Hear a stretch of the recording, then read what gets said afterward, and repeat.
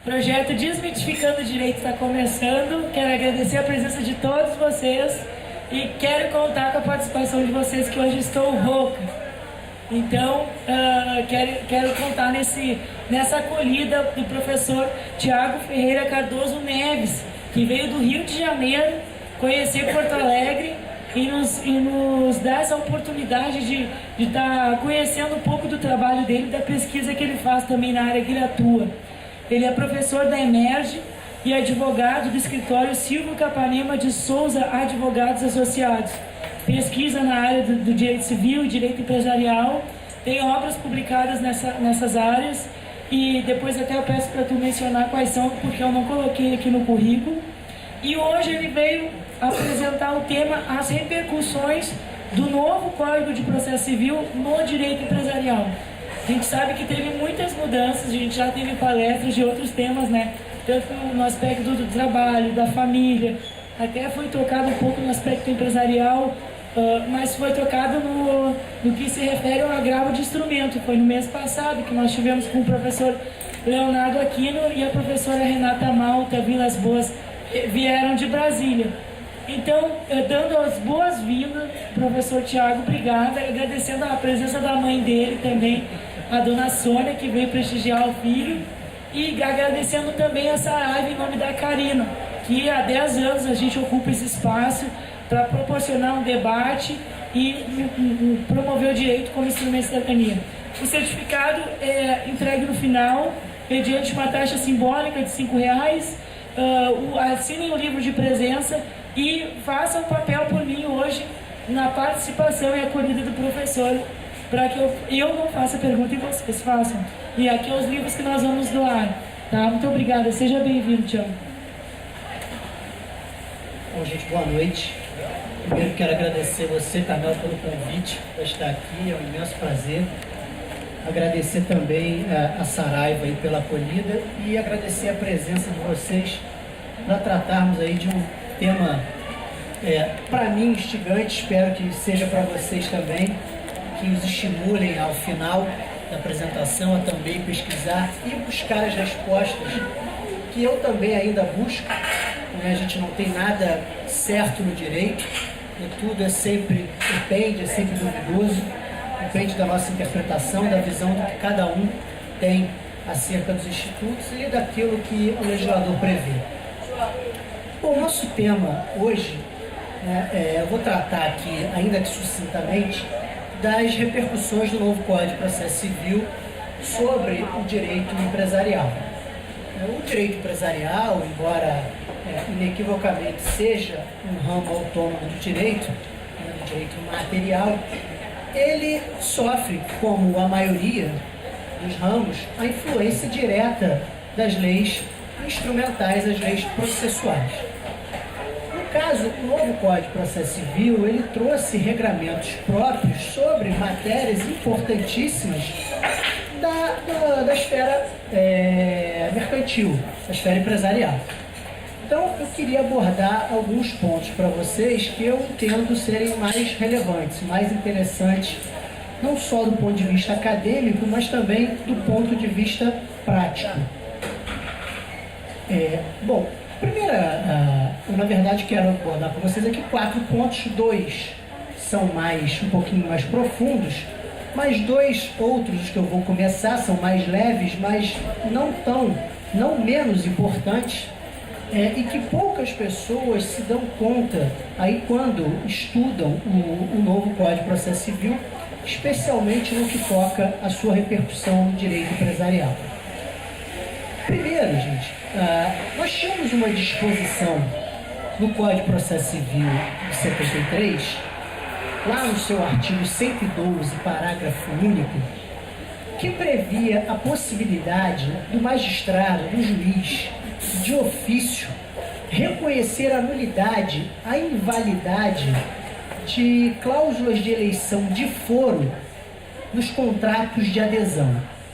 Então, o Código de Processo Civil anterior, o revogado, de 73, ele previa essa possibilidade do juiz reconhecer de ofício a nulidade e invalidade dessas cláusulas de eleição de foro, né? Então, nos contratos de adesão, ou seja, aquelas cláusulas em que as partes nos contratos, nas relações em que a competência para julgamento fosse uma competência territorial, uma competência de foro e, portanto, relativa, as partes podiam escolher, eleger em qual foro iriam dirimir as controvérsias.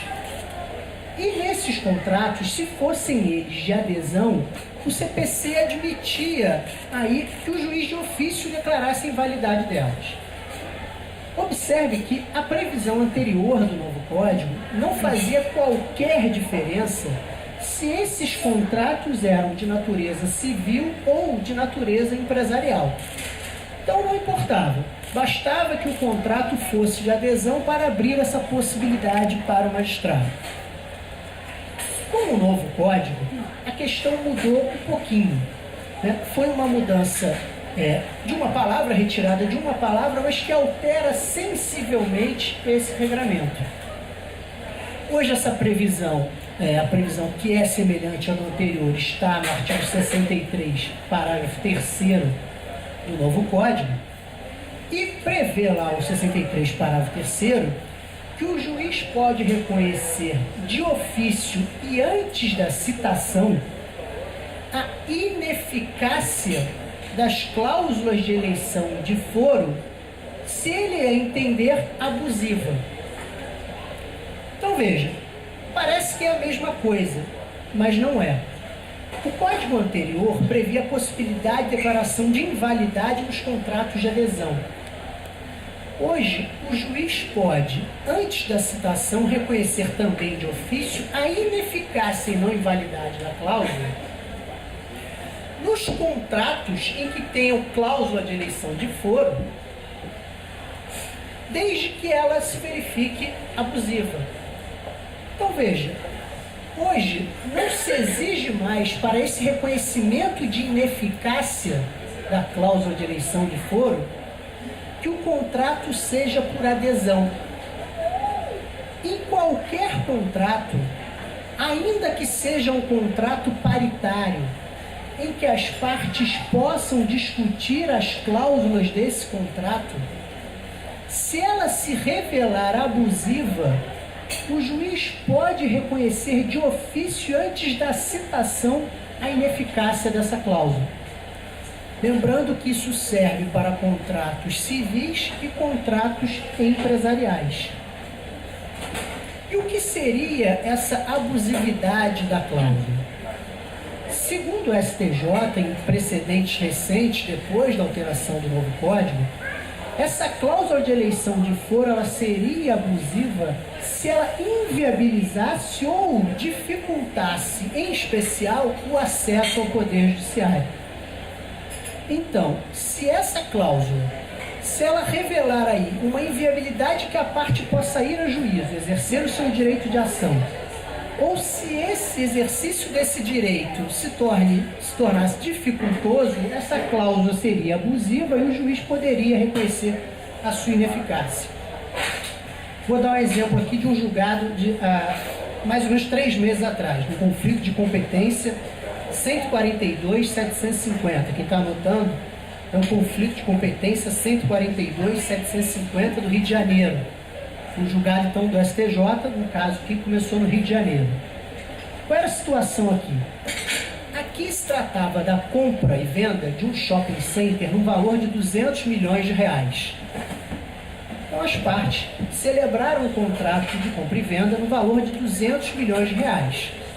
Não havia hipossuficiência, não havia vulnerabilidade. Então, as partes, numa situação de paridade, numa situação equiparada.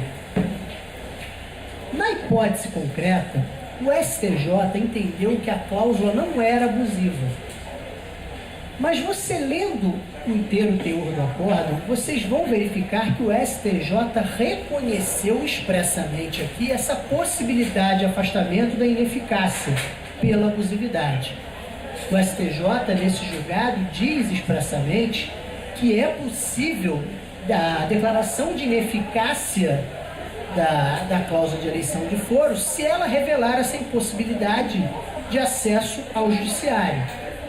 No caso, ele entendeu que não havia porque ele compreendeu que pelo valor do negócio e pela participação inclusive de advogados na causa, não havia aí um vício técnico, um vício de interpretação técnica da cláusula, ou seja, as partes sabiam do risco da inserção daquela cláusula de eleição de foro. Então, eram partes plenamente capazes que optaram por essa cláusula. Então, o STJ afastou no caso concreto, mas embora tenha afastado, ele reconheceu expressamente a possibilidade. Então, a primeira alteração diz respeito a essa possibilidade aí de reconhecimento da ineficácia da cláusula de eleição de foro.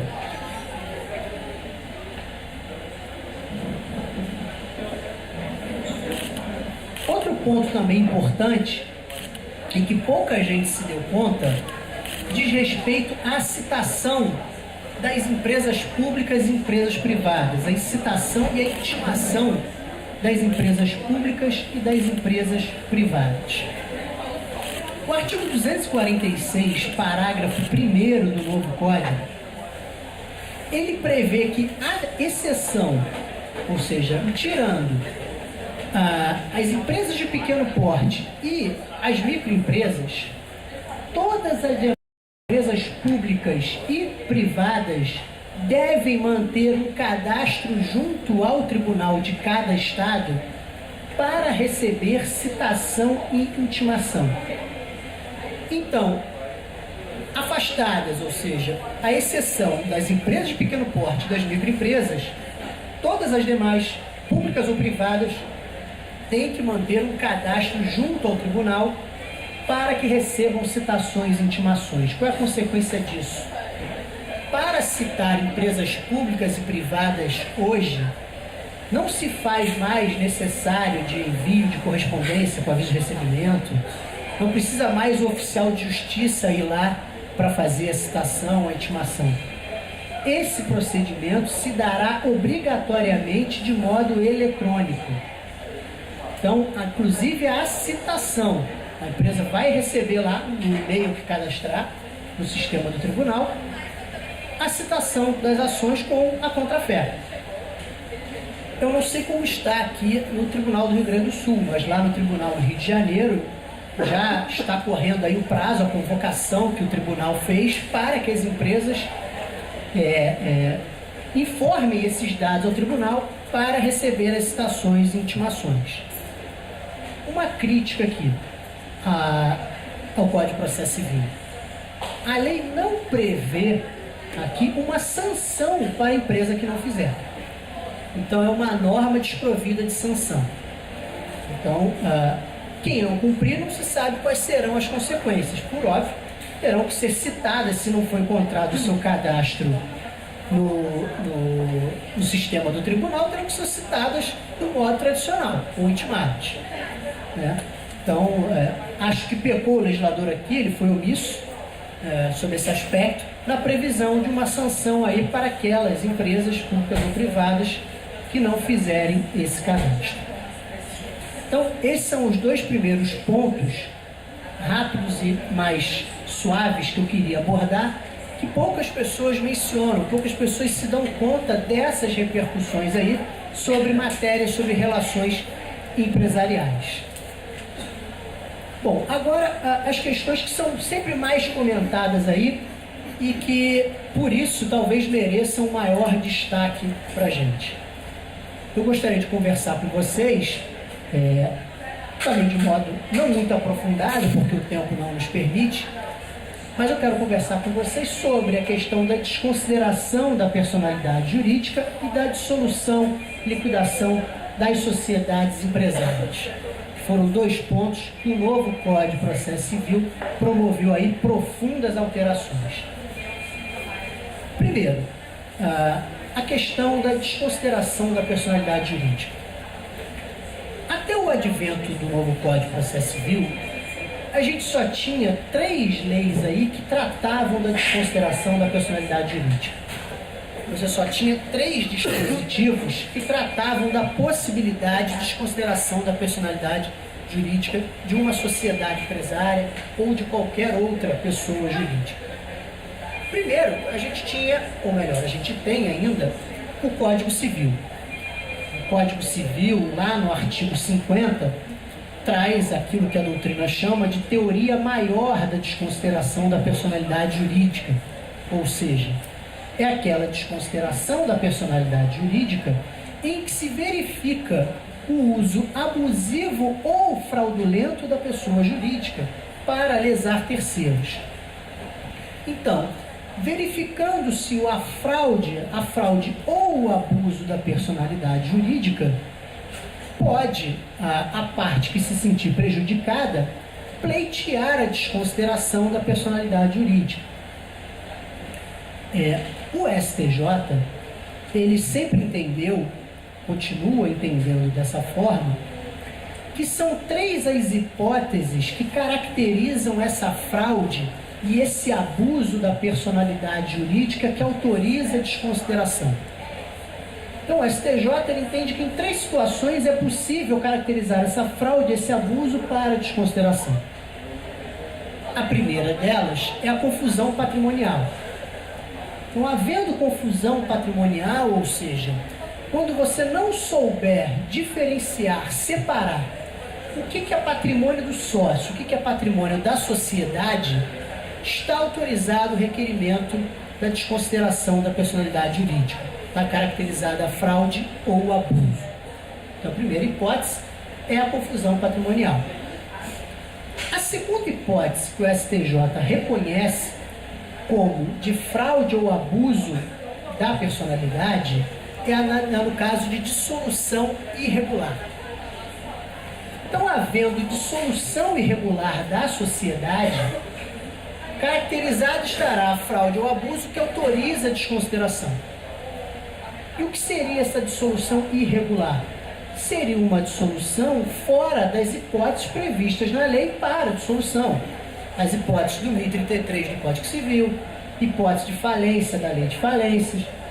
Então, se você não observa as hipóteses ordinárias, regulares de dissolução da sociedade, você tem uma dissolução irregular que autoriza a desconsideração. Aqui só um parênteses nessa parte.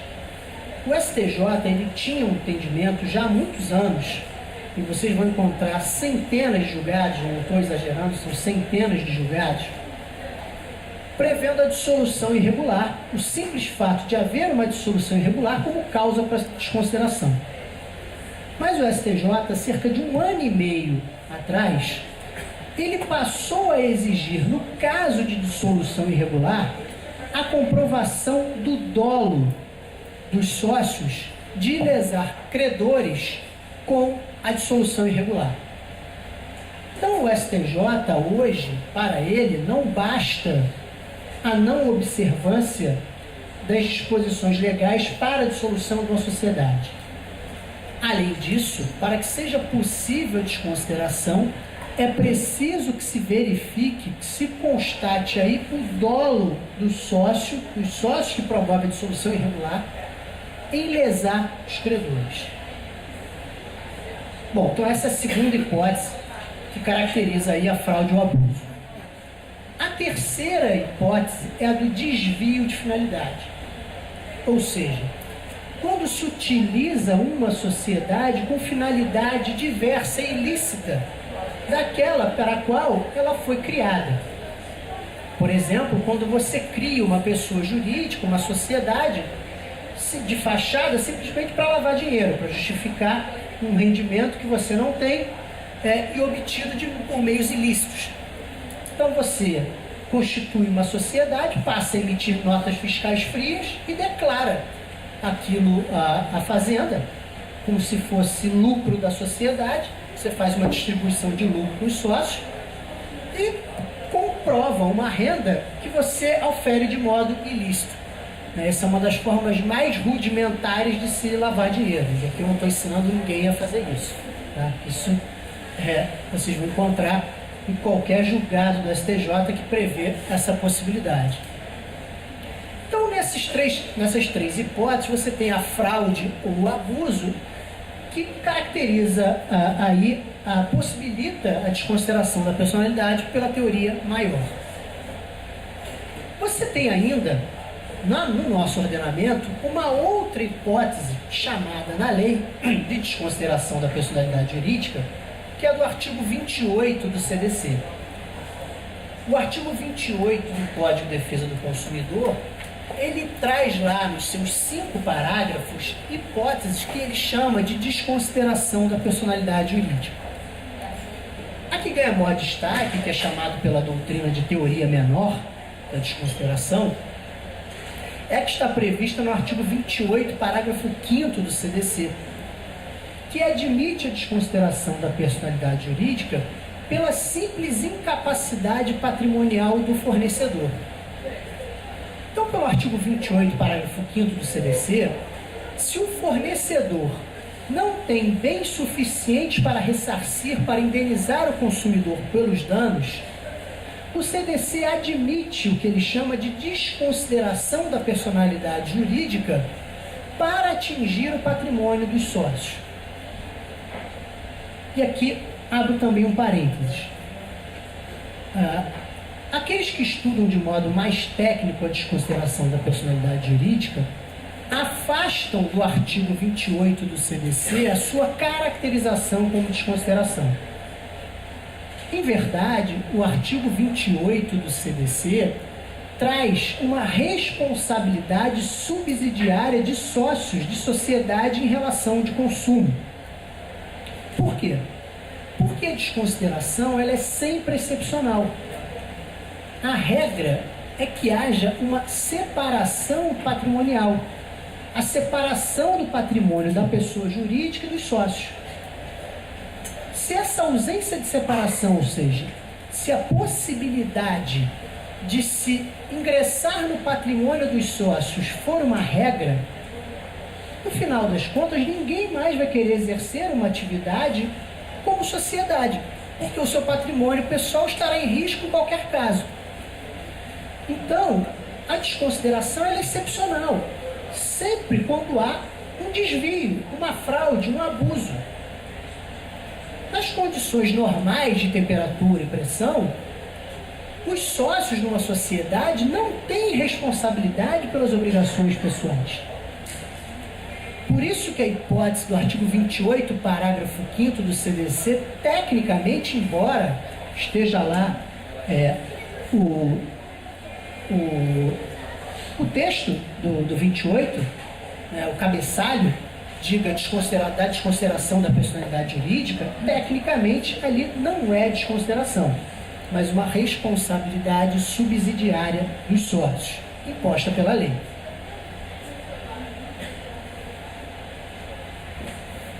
E a terceira regra no nosso ordenamento sobre a desconsideração da personalidade jurídica está no artigo 4º do Código Ambiental.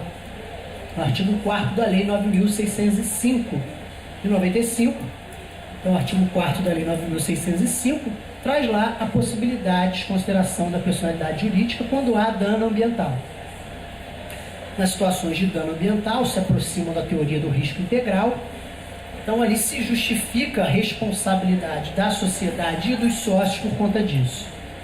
Então nós tínhamos essas 3 previsões no nosso ordenamento. Agora, com a entrada em vigor do novo Código de Processo Civil, a partir do seu artigo 133, passamos a ter novas previsões legais sobre a desconsideração da personalidade jurídica.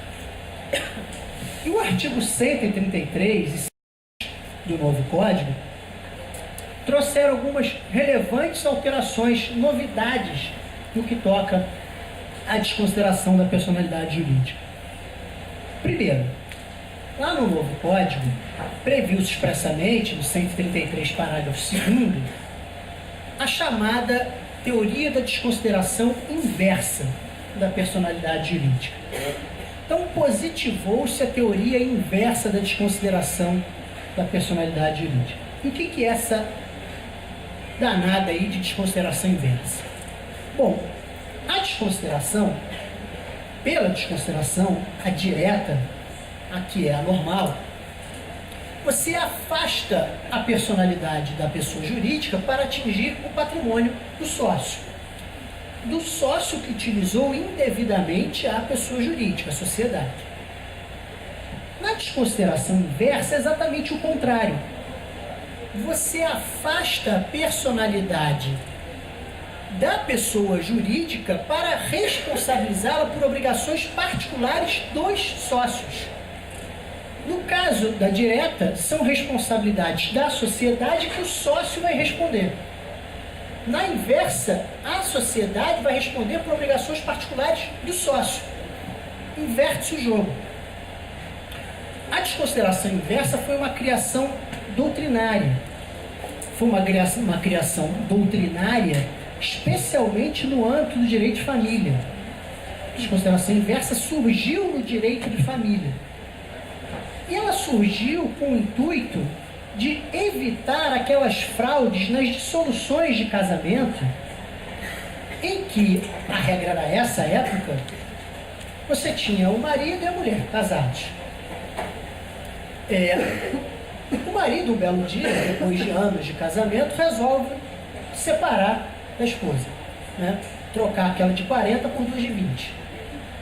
Só que ele tinha um patrimônio, tinha lá o patrimônio do casal, a casa, o carro, outros bens, casa de praia, seja lá o que for. Então o que ele fazia? Ele transferia esses bens para a pessoa jurídica. Ele fazia a transferência desses bens para uma pessoa jurídica da qual ele fosse sócio, e depois que ele fazia essa operação, o que ele fazia? Pedia o divórcio, a separação. E aí, na hora de você fazer a partilha dos bens do casal, você não tinha bens a partilhar.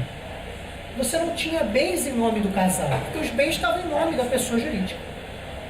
Então, passou-se a adotar a teoria da desconsideração inversa para atingir o patrimônio daquela sociedade, para alcançar aqueles bens que, na verdade, eram do casal. E aí você conseguir fazer a partilha dos bens.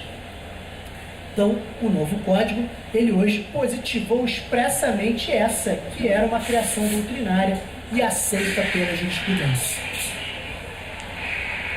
Outro ponto importante sobre a desconsideração que o novo código tratou é que ele acabou com a controvérsia que existia sobre o momento em que você podia requerer a desconsideração da personalidade jurídica. Eu passei, antes do novo código, passava muito por isso lá no Rio de Janeiro. Alguns juízes teimosos aí, que insistiam em não aceitar uma desconsideração no curso do processo. Na verdade, pairava-se uma grande controvérsia sobre que momento você podia requerer a desconsideração. Se você tinha que ajuizar uma ação própria para requerer a desconsideração, ou se na fase de cumprimento de sentença ou de execução, você descobrindo a fraude ou abuso, você podia incidentalmente requerer a desconsideração. Se você tinha entendimento com os dois lados. Havia quem entendesse que você precisava de uma ação própria, em prestígio, ampla defesa e o contraditório, porque dizia quem sustentava essa corrente que você precisaria ajuizar uma ação própria para que a parte pudesse defender, apresentar contestação, agravo, apelação, todos os recursos cabíveis. E havia uma segunda corrente que já era encampada pelo STJ, que admitia essa desconsideração incidental, sob o argumento de que isso prestigiava a celeridade e a efetividade do processo. Então, no curso do processo, verificada a fraude ou abuso, você podia requerer a desconsideração, e que se sustentava que não havia violação contraditória para a defesa, por quê? Uma vez intimado da desconsideração, a parte teria o direito de exercer a sua defesa. Por exemplo, pela via dos embargos. Ela poderia, uma vez intimada da execução, se defender pelos embargos, que cabem também recurso de apelação, uma ação autônoma de impugnação. Então, o STJ já tinha esse posicionamento, mas a questão era controvertida. Eu mesmo, lá no Rio, como eu disse, tive que agravar de diversas decisões de juízes que recusavam a desconsideração incidental, dizendo que eu tinha que ir pela via própria.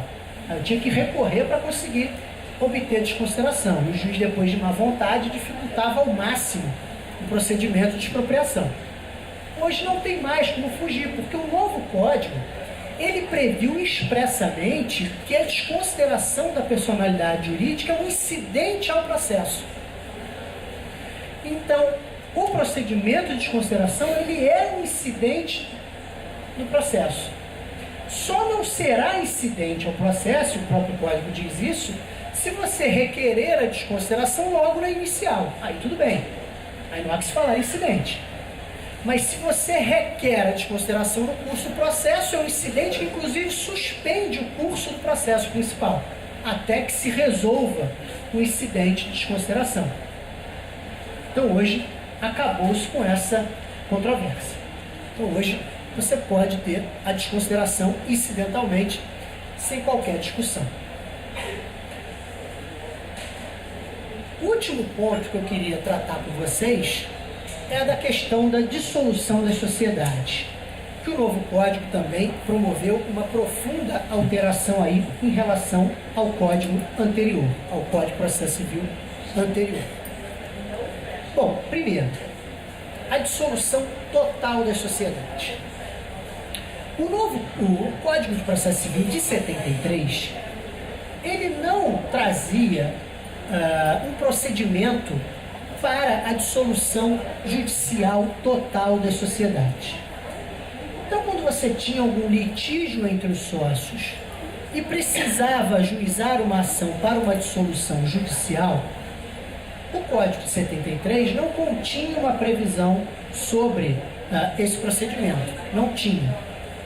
Ao contrário, nas suas disposições transitórias, lá no 1278, inciso 7, o Código de Processo Civil anterior dizia que para a dissolução da sociedade você tinha que aplicar o procedimento especial do Código de Processo Civil de 1939. Então veja, até 18 de março deste ano, o Código de Processo Civil de 1939 ainda estava vigente. Em algumas partes, mas estava vigente.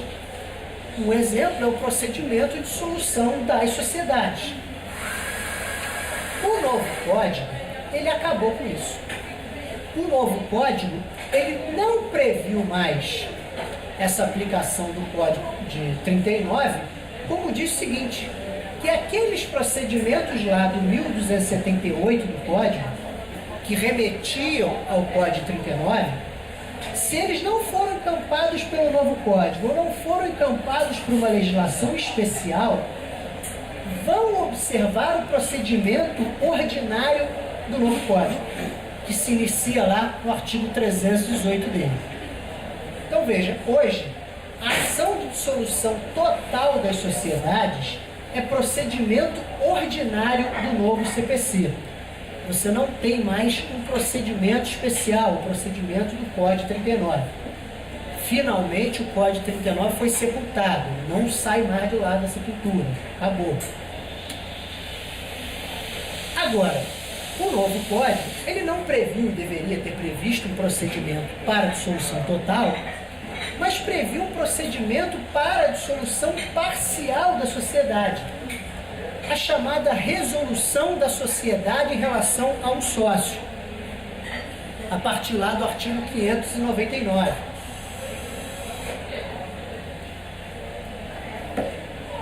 Então, a partir lá do artigo 599, você tem o procedimento da ação de dissolução parcial. Então, o Código hoje só previu menos, quando você resolve a sociedade em relação a apenas um dos sócios. Bom, o cabimento, primeiro, o cabimento dessa ação aí por um procedimento especial. Diz o Código que será cabível essa ação de dissolução parcial da sociedade no caso de falecimento do sócio, no caso de exercício do direito de retirada ou recesso, ou no caso de exclusão do sócio. Então, quando você quiser fazer a resolução da sociedade em relação a esse sócio, a dissolução dela e a apuração de haveres nos casos de falecimento, de exclusão ou saída, recesso ou retirada do sócio, você aplica esse procedimento do 599 seguinte.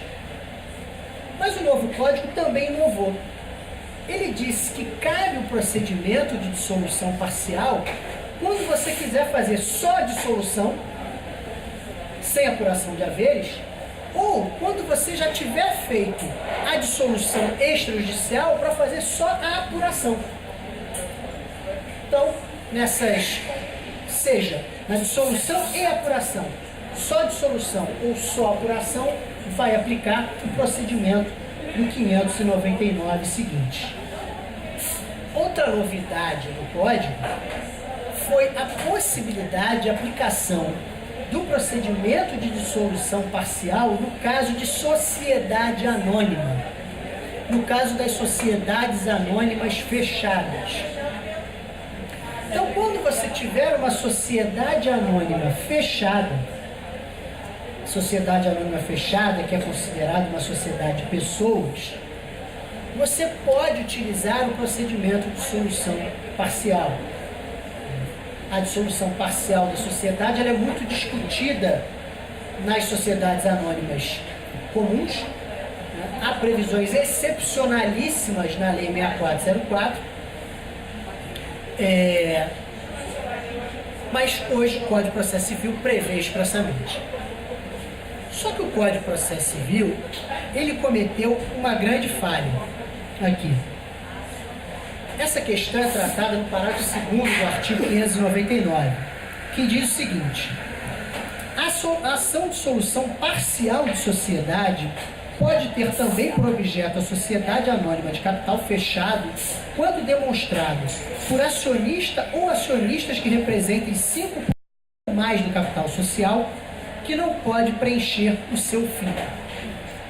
Então, sócios que representem 5% ou mais do capital social dessa sociedade anônima, se eles comprovarem que essa sociedade não pode preencher o seu fim, eles podem requerer a dissolução parcial. E por que é uma falha aí?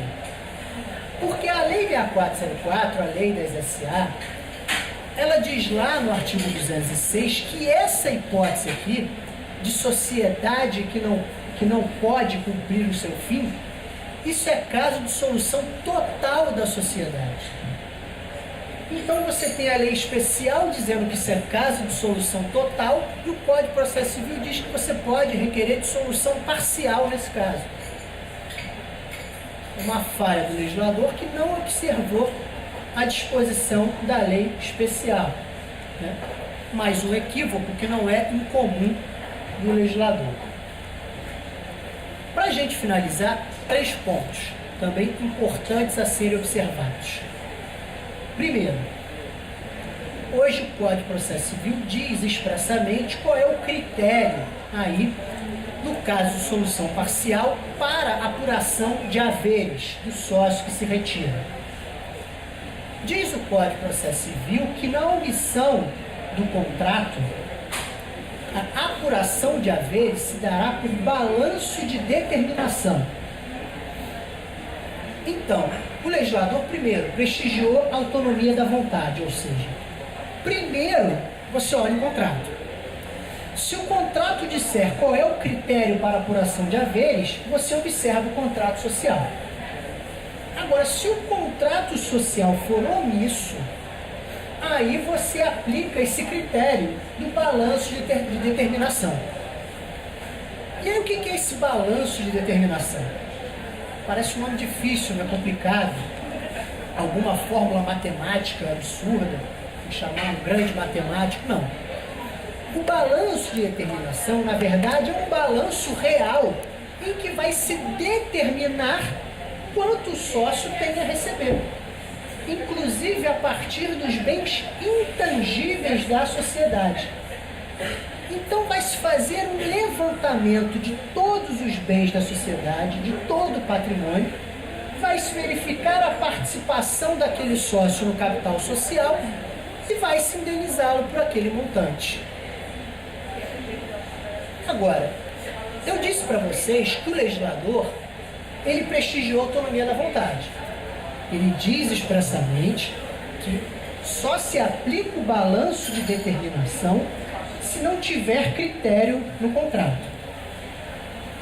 O STJ depois da edição do novo código, numa decisão que foi divulgada no informativo 558, o STJ decidiu, num ato de ativismo judicial, de contrariedade à lei, ele afastou o critério do contrato e disse o seguinte: ele diz que só se aplica o critério do contrato se as partes todas, se os sócios, depois de feita a apuração, depois de feitos os cálculos, se por unanimidade eles concordarem com o valor encontrado. Se eles não concordarem com o valor encontrado, tem que se fazer o balanço de determinação, ou seja, a vontade das partes não existe para o STJ. Então, uma decisão proferida após a entrada em vigor do novo código, que se menciona o novo código, mas o STJ diz que não. Que só se houver a concordância dos sócios com o valor apurado para se aplicar aí o critério do contrato. Outro ponto importante, o segundo e penúltimo ponto aqui para a gente examinar, é o momento em que se dá a resolução da sociedade. Isso era um ponto que trazia grande controvérsia. Quando é que, de fato, quando havia discussão entre os sócios, você tinha a resolução da sociedade até para fim de cálculos, de quando você começa a calcular, com base em que patrimônio, de que momento. Hoje o legislador, de modo expresso, estabelece todas as situações em que é possível a resolução em relação ao sócio e qual o momento que se dá essa resolução. Por exemplo, no caso de morte do sócio, diz o novo código, é a data do óbito. No caso de sociedade por prazo indeterminado, em que há saída imotivada, ou seja, em que o sócio apenas notifica a sociedade, diz o código, a partir do 61º dia que a sociedade é notificada do desejo do sócio retirar. Então o código ele estabelece aí os momentos em que se dá a resolução para acabar com qualquer discussão. Hoje o critério é objetivo. E o último ponto, que para mim em determinadas situações pode gerar uma inconstitucionalidade no caso concreto, é a previsão do novo CPC de que nas ações de dissolução da sociedade, o sócio que deseja sair, que ajuiza a ação, ele tem que citar a sociedade e todos os demais sócios da sociedade. Então o sócio que quer se retirar, ele cita a sociedade, coloca no polo passivo também todos os outros sócios. Isso é simples, numa sociedade limitada, numa sociedade anônima fechada, que você tenha 3, 4, 5 sócios. Agora você imagine uma limitada, que é possível, com 30 sócios. Será que esse sócio que quer se retirar, ele vai conseguir citar os 30? E as custas para citação? Ele tem que pagar custas por cada destinatário do ato. Ele pode não ter condição. E será que ele vai fazer jus à gratuidade e justiça? Isso, em determinadas situações, pode inviabilizar o exercício do direito de ação. Então, você tem nessas situações, determinadas situações em concreto, uma violação ao princípio da inafastabilidade do controle do Poder Judiciário. Então, em determinadas situações, essa exigência é inconstitucional, porque impede que a parte exercite o seu direito de ação. Gente, essas são, sucintamente, as observações das repercussões do novo Código de Processo Civil sobre o direito empresarial. Tem muitas questões aí práticas que ainda vão suscitar controvérsia, ainda há muito debate na doutrina, a doutrina ainda é muito vacilante, e a gente vai ter que esperar aí o que os tribunais vão dizer. Lembrando-se que deixar isso na mão dos tribunais é extremamente perigoso. A gente viu aqui um exemplo no STJ, aqui no informativo.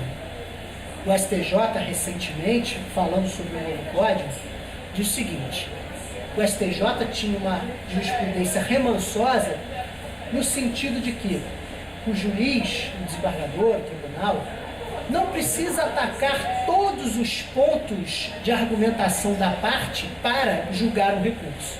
A STJ sempre entendeu isso. Os tribunais repetiam isso.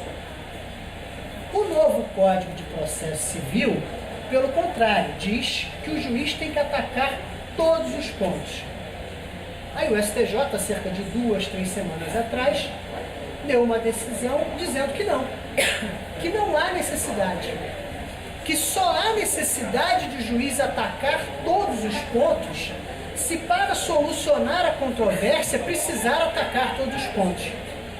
Se ele, para solucionar a controvérsia, bastar discutir um ponto só, está ótimo. Ou seja, veio a nova lei para modificar e o tribunal, o STJ, que é o Tribunal da Cidadania, está lá. Se for lá visitar Brasília, está lá. O Tribunal da Cidadania decide contra a lei. Então, a gente espera que nós, e vocês principalmente, aplicadores do direito, sejam críticos e saibam conduzir aí o nosso sistema jurídico para o caminho que ele deve ser conduzido. O que a gente está vendo é a história acontecer. Ainda que se discuta se o código é bom, se o código é ruim, ele traz inúmeras modificações importantes.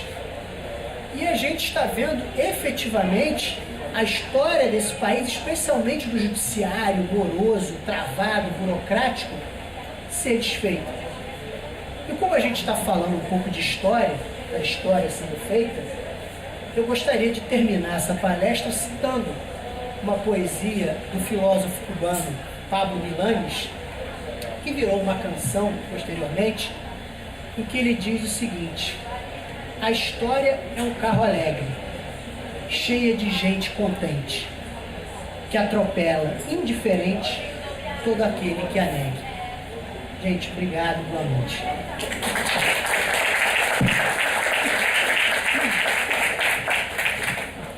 Quero agradecer o Thiago e primeiro vou passar para vocês, que é uma participação, se alguém quer fazer algum questionamento. Então tá. Ó, tem vários livros aqui. Vou começar com o do Alexandre Mazar e agradecer ao Thiago. Eu fiz o meu trabalho de graduação sobre a dissolução da sociedade anônima pela quebra de afetos societários. E eu vi tu falando isso e me lembrei do meu trabalho e dessa situação agora, né? Que fica mais com mais... A gente vai ter que esperar o que vai acontecer, né? Como tu falou. O livro que a gente vai doar é esse aqui, Relação Jurídica de Administração Pública. E eu vou pegar um que seja mais na área aqui, ó. Esse aqui, do Irineu Mariani, Empresa Individual de Responsabilidade Limitada. Depois, até se tu quiser fazer o sorteio e mandar o livro, a gente pode, sim, claro. Pode fazer. Então eu vou pedir para dizer o nome e falar a pergunta. Boa noite, Thiago. Agradecer pela palestra. Eu tenho um questionamento em relação ao que tu colocaste, né? Tu disseste num determinado momento da tua exposição que diz assim, ó, no caso da dissolução total da sociedade previsto em lei especial, sendo que essa lei especial deve prevalecer em tese sobre a lei geral, como é que fica no caso que o novo Código Civil entendeu que pode haver uma revogação geral, revogação parcial da sociedade? Quer dizer, no momento tu tem uma lei especial que diz que só pode dissolver totalmente a empresa. O novo código diz que tu pode dissolver ela parcialmente. Sendo que a lei geral, se a lei especial deve prevalecer a lei geral. Na verdade nós tínhamos... Tá. Adiantando. Eu te passo aqui o microfone, que daqui é melhor para a gente gravar aqui as perguntas.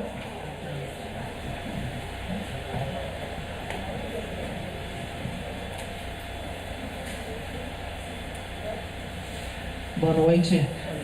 Ainda sobre o problema da desconsideração da personalidade jurídica, não ficou bem claro para mim parece que antes desse novo código, o juiz poderia decretar de ofício a desconsideração da personalidade jurídica, embora tenha havido uma decisão antiga lá no STJ dizendo que era preciso o contraditório, né? E hoje, como ficou? O juiz pode, recebido o pedido de ofício, desconsiderar a personalidade jurídica sem o contraditório? Se alguém quiser fazer mais, estão convidados.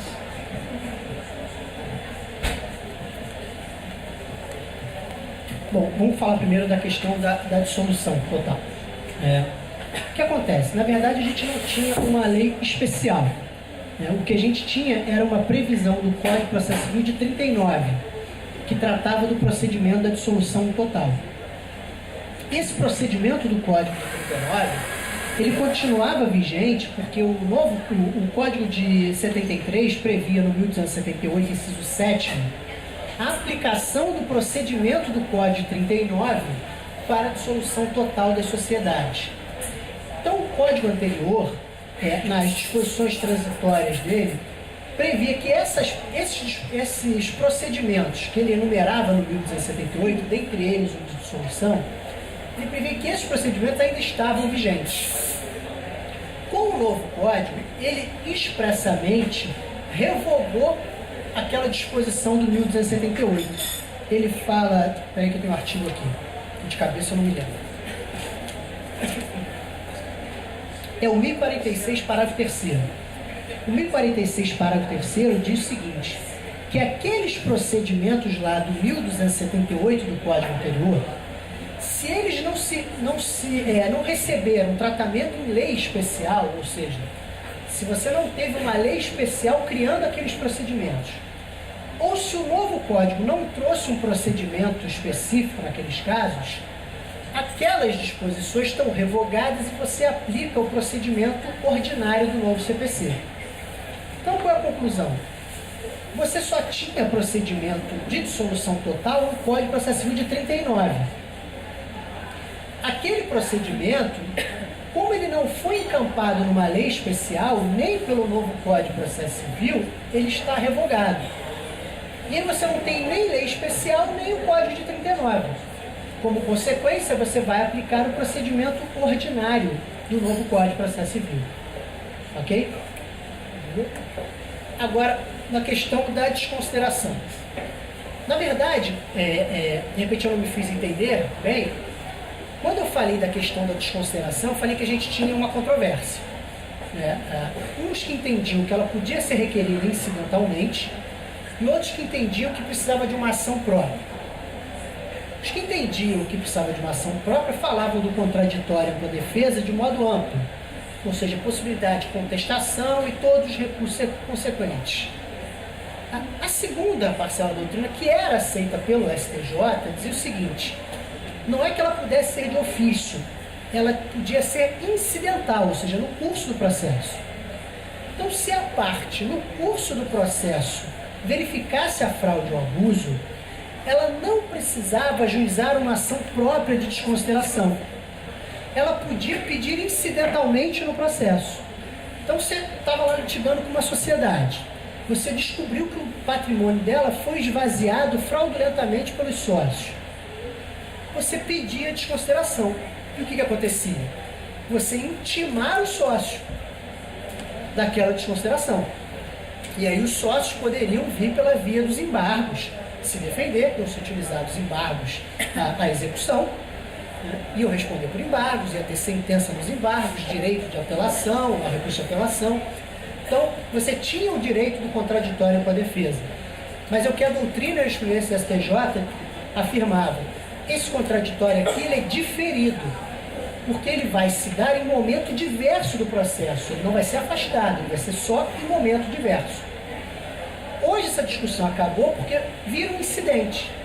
Instaurado o incidente, o sócio ou a sociedade que tem a desconsideração efetivada, seja direta ou inversa, ela será citada para responder em 15 dias.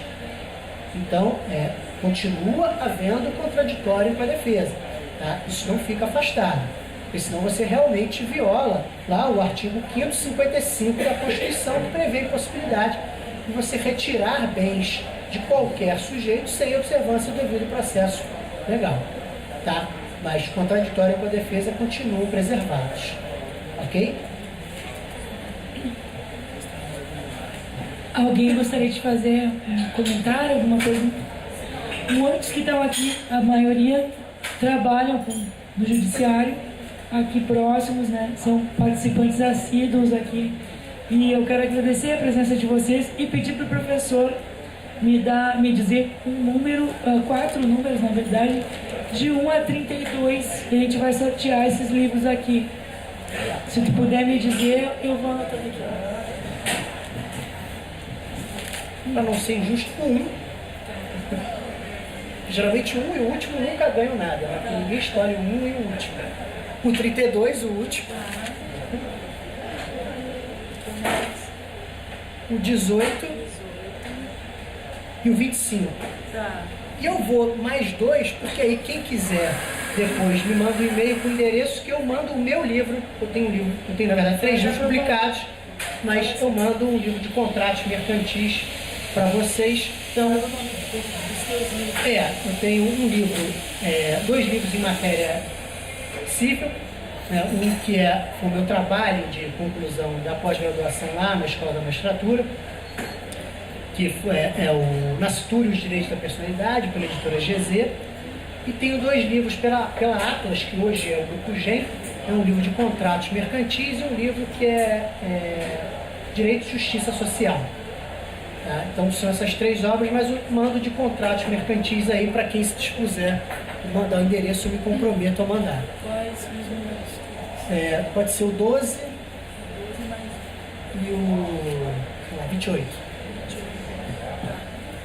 Então, quero agradecer antes de encerrar ao professor Tiago, a mãe dele também, que veio presente prestigiar, e avisá-los também que ele, hoje à tarde, ele gravou uma palestra que depois vai estar disponível no sistema EAD do projeto que a gente tem da Escola de Educação à Distância.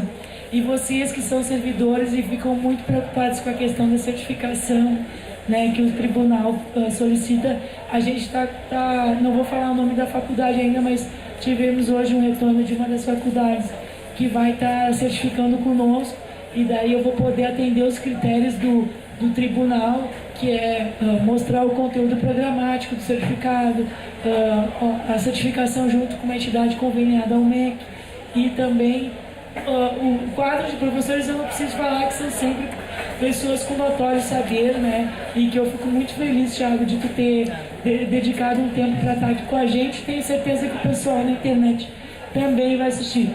A minha voz eu falei demais, né? Então vou descansar um pouquinho depois, mas vou dizer o nome de quem ganhou. É a Juvelina, é isso? Ganhou um livro aqui do Direito Tributário Brasileiro, do Mauro Luiz Rocha Lopes. Se vocês quiserem pegar na hora do certificado, não tem problema, vai estar na ordem aqui. Depois foi o Rafael Spinelli, é isso? Também, tá, Rafael, Direito do Trabalho. A Isabela Pedro Cunha, é isso? Aí ganhou um livro também da Suzana, sobre crimes eleitorais. E o Maurício Mota, tá aí, Maurício, tá aqui, Maurício do Silva Venosa. E agora os que ganharam o livro do professor foram o Weber, tá aqui, o Weber ganhou, e o Jefferson Luiz também ganharam. Então a gente sempre faz uma foto, professor, de encerramento. Eu vou pedir para vocês ficarem juntinhos, como a gente costuma fazer. O jornal vai para essa edição, que é histórica, a edição de encerramento do impresso e para o digital. Então fiquem todo mundo junto, documento de identidade, para a gente poder entregar o certificado. Obrigada a todos.